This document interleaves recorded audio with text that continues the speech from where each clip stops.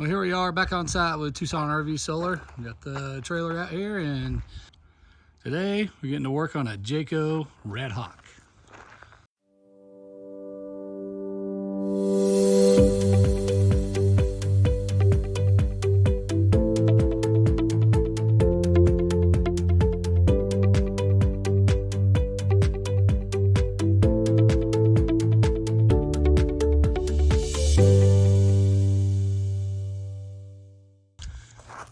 So just like normal, we're gonna do the full Victron treatment to it. Already got 800 watts up on the roof. As part of this, he wanted to be able to run off grid as much as possible and for as long as possible. He only had a single AC, and he also has super limited real estate inside. So what we did was actually took off his old air conditioner and replaced it with a Gree. The Gree Echo Cool.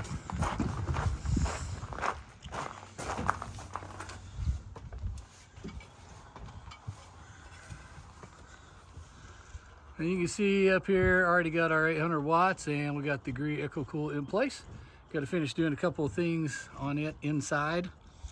But this is actually the ducted version, which is why we still have to do a few things inside. So the non-ducted version installs real easy. Ducted, we got to match a few different cables, which were right here. So get the right colored cables and then basically use the existing thermostat wire, which is back here, and then replace it with the new Gree controls. But the thermostat for the Gree itself is still up in here. And then you can see we kind of build up the dam to keep the return air going from the circulated air. And then actually gonna get some more tape so we can make sure and isolate them even better and not have any leaks going into the return, which would make it less efficient and completely defeat the purpose. You got a touch 70 already in place right there, so he can access everything that he wants. The rest of it was all about running wiring. So you can see wiring coming out down here. That's our solar wiring, which is going to tie into the pre-wire that came from the manufacturer, which was it was actually down in the compartment, but this is the pre-wire to the roof. And then these were what was going out for whatever reason, so we're going to delete those.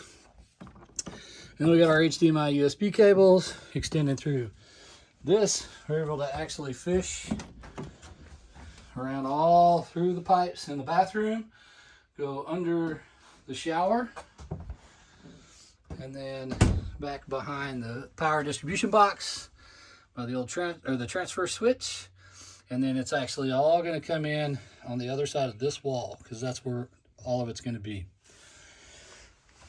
So most of the RVs, as you know, don't have a whole lot of structural integrity to them.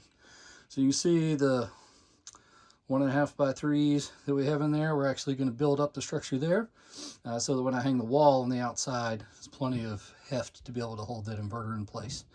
Batteries are going to be going into an alcove, which is right back in there. And you'll see more of that here in just a little bit. Oh, and for this install, we got Starlink going in. So we already punched a new hole in the roof right up there. And then this is going to be up and out of the way. So you won't even know that this wire is here. But this is actually going to go down into the back as well. And then we've got a 24 volt to 48 volt buck converter to supply the minimum of 60 watts that the Starlink Mini needs. And it's actually going to be available for 75 watts. And then we've got it sealed up on the roof as well. And we'll show you how that all comes together later on. And here we are back up on the roof. We got our new Gree air conditioner installed and complete. Got 800 watts going through the MPPT 100/30 downstairs. This is a 24 volt installation, so it can handle that. And then on this one, we got Starlink permanently mounted, but not really permanently. So got the cable coming up from the roof going into the Starlink Mini antenna. But we just used some corrugated metal underneath so it wouldn't ever rust. Mounted that to the roof, but kept everything nice and clear so it wouldn't interrupt the signal. And that is a magnetic base from Veritas Mans. So there's no way that thing's gonna rip off going down the road. And then he's hardwired, and you'll see what it looks like underneath as it goes in and gets its power. We are back on site with the completed product. We've got our 24-volt inverter being fed by a couple of batteries that are on the other side of this wall, putting two 12-volt Renogy Core 300 minis in the series to create our 12-volt or our 24 volts. Going through our Class T fuse shutoff switch into the Lynx distributor. Also got our smart shunt down there. We got, since 24-volt system, we went with the 100/30 MPPT, save space, but still be able to handle 800 watts of solar. All covered nicely. And then we've got the Orion 70 amp, and that goes from 24 to 12 volts to be able to run all of his 12 volt requirements. In our solar breaker, so protecting the wire and giving him a way to shut off the solar coming down from the roof. Inverter hung on its side, and basically conserving all the space we possibly could. And the new on this install is this buck boost converter. So basically taking the 24 volts and then pushing it up to 48 volts, but then lowering the amperage to be able to run a Starlink, which is up on the roof. Also, small space, so worried about ventilation, even though we have the active ventilation inside the Multi-Plus, which still kicks on.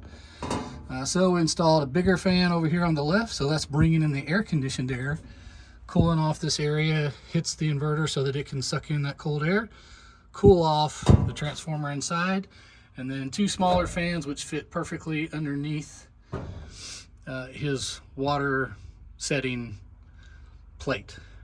And then that's pushing out the hot air into this cavity underneath, which allows it to dissipate nicely. And then the servo up on the roof, so tied in nicely. And you can see where we used the relay on this side.